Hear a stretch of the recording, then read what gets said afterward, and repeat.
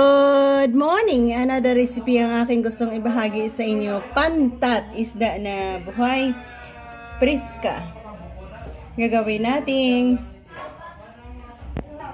paksiw. Wow, ang dami.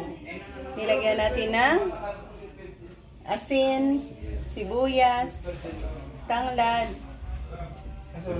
paminta, ginger, and salang, soy sauce at vinegar. So yan lang ang process ng mga ingredients natin nilagay. Halo-halo lang yan, pakuluan hanggang sa maluto.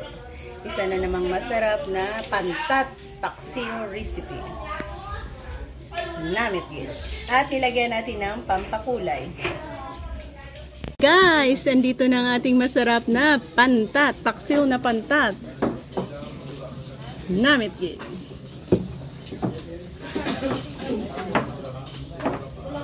Si Dosran